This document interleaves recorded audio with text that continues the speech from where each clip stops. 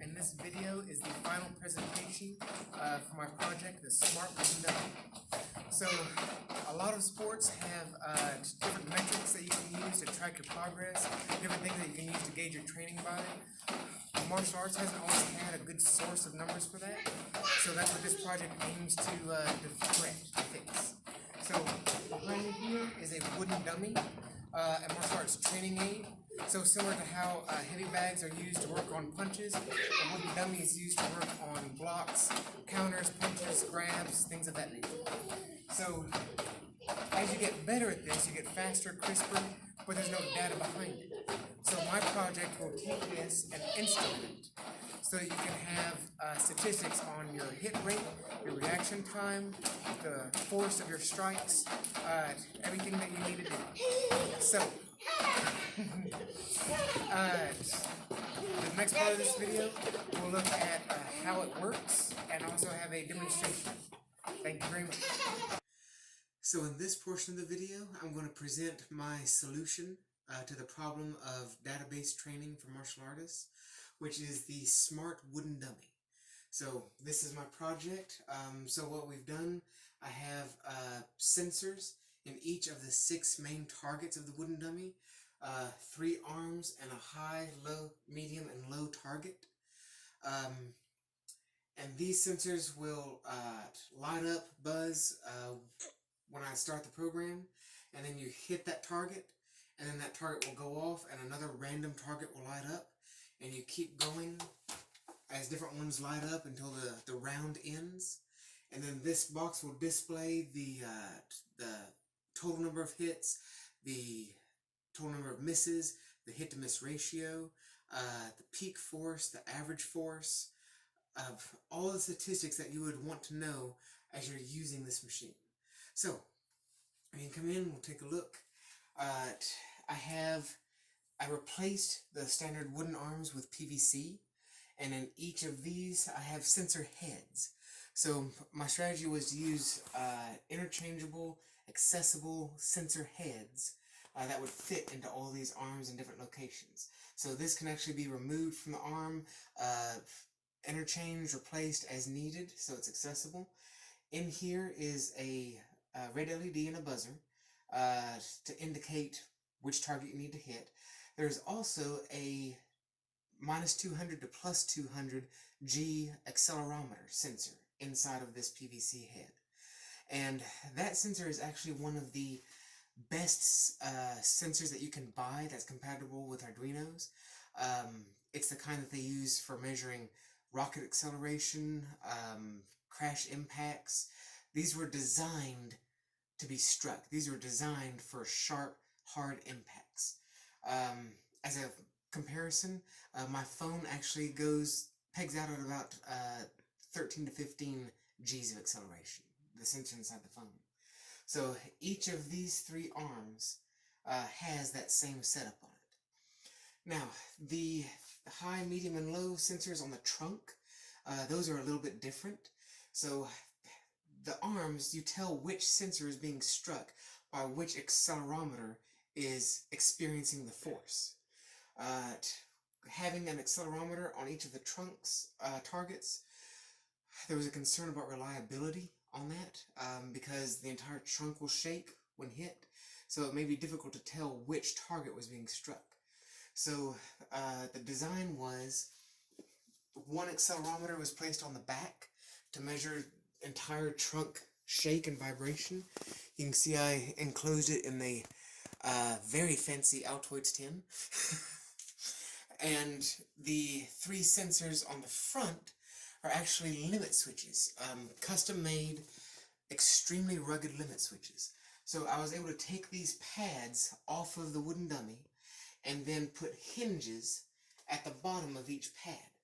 And then here at the top, there are springs between the screws and the back, so that this has a small amount of travel to it.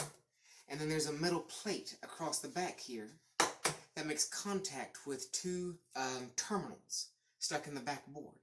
And so when this closes, it makes contact across those terminals, and the signal, 5-volt signal, is able to pass through to the main brains. Um, there is a LED and buzzer associated with each of the main pads as well. They're right next to the pads that are getting struck.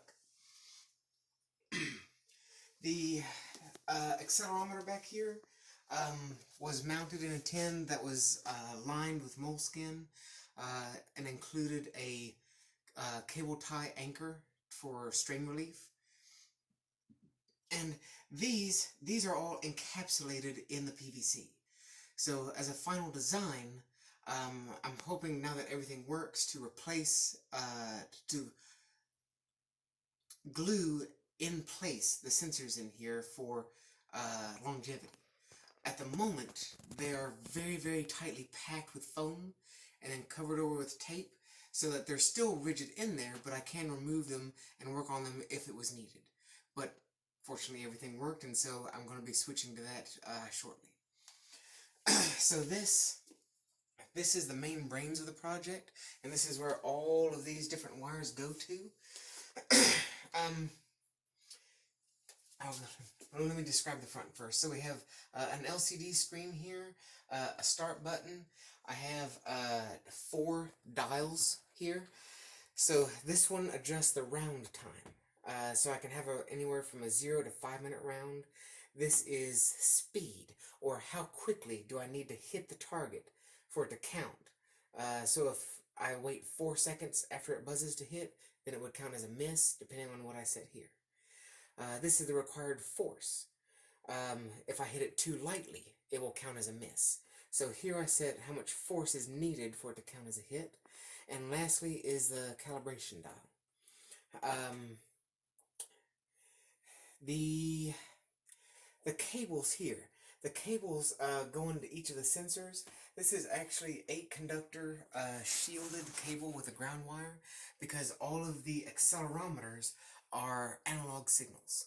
So they're analog signal from 0 to 3.3 volts. So taking a look inside the box.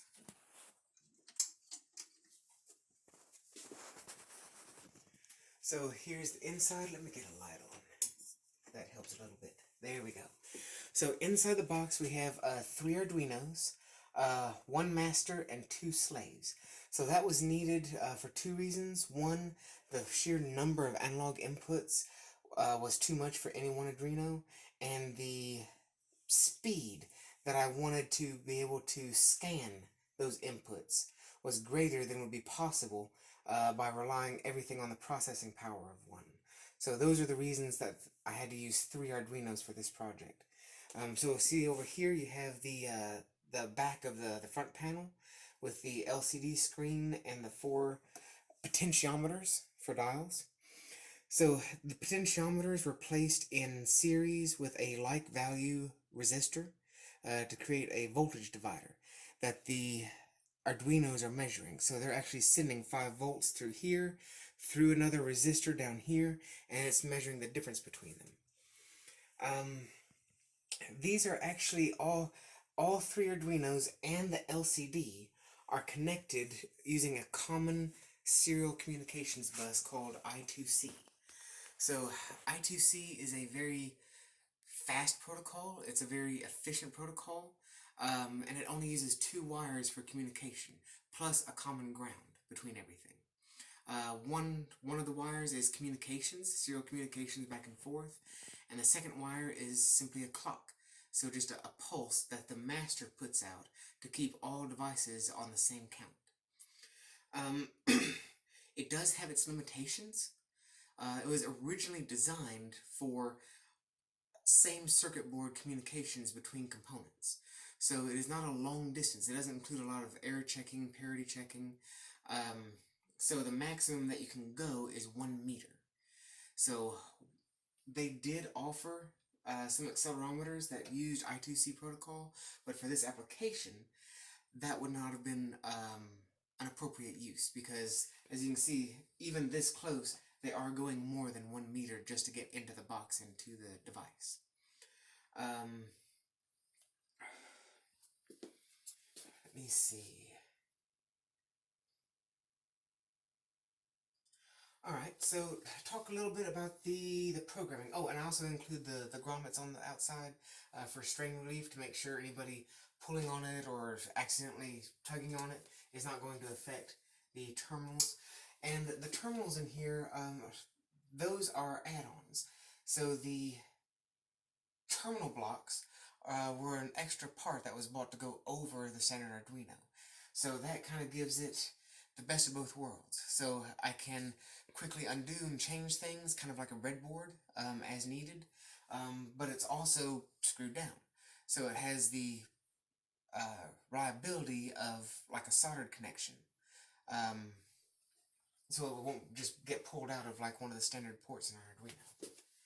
So for the programming,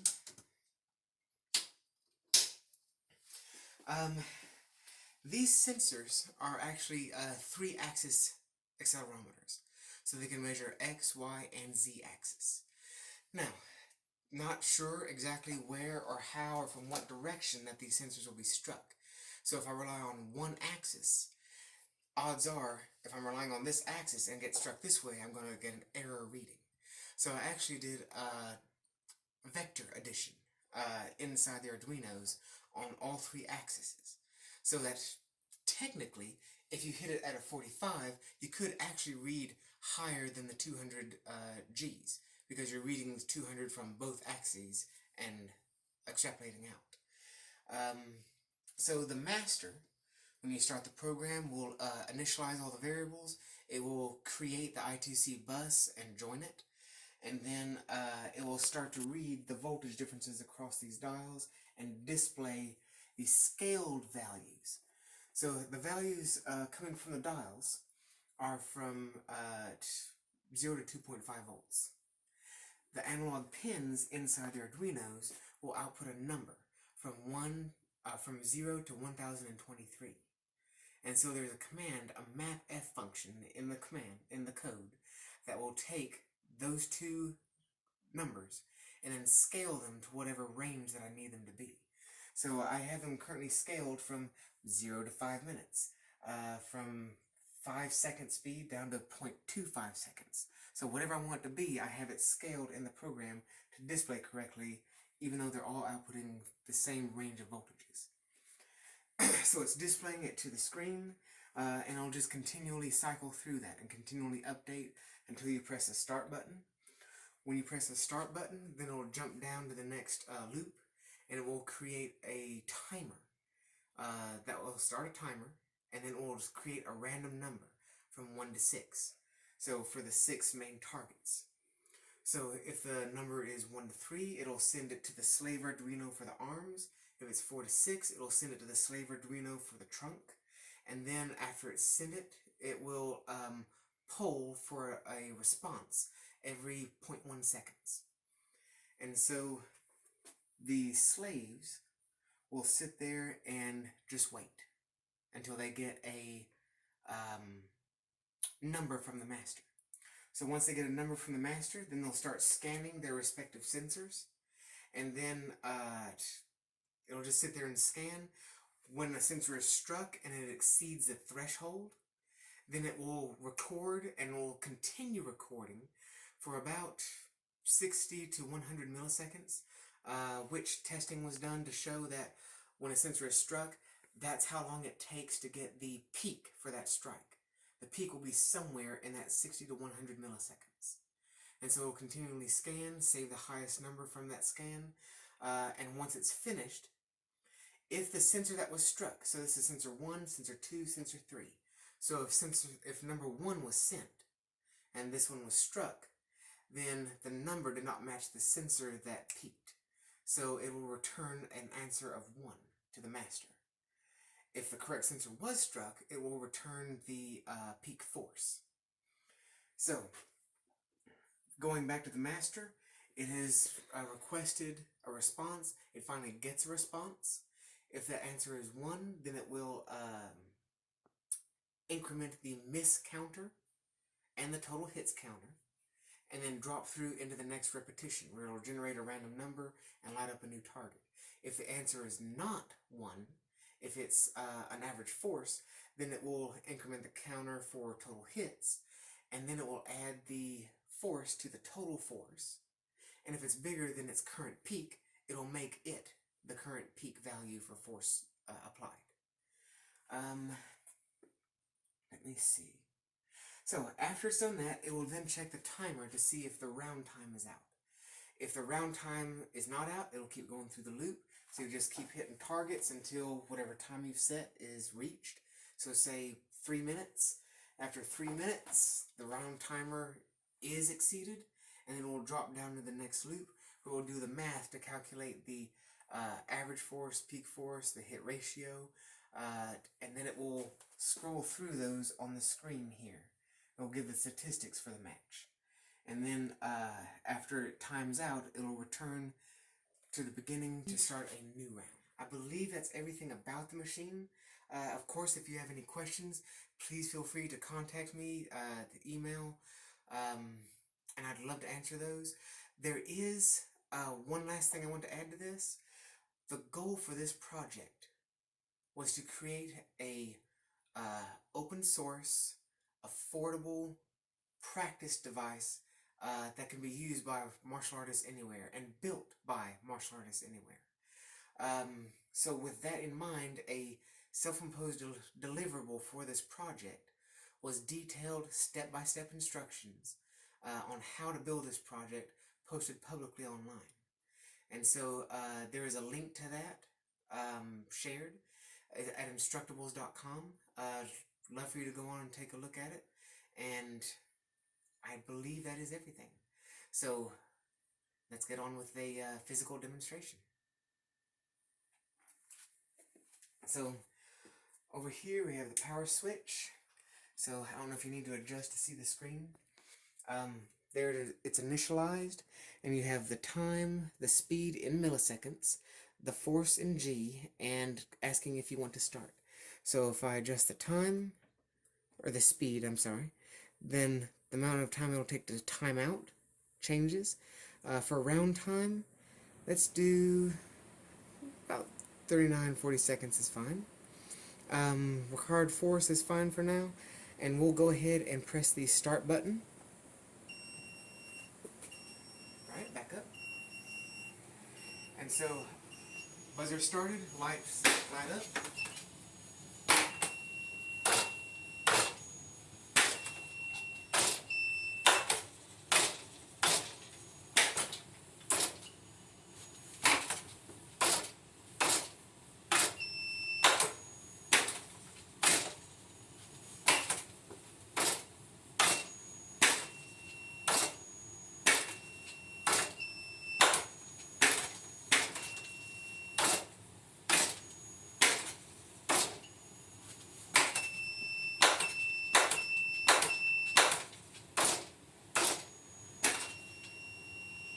And that's the sound that the round is finished. So come on in real quickly.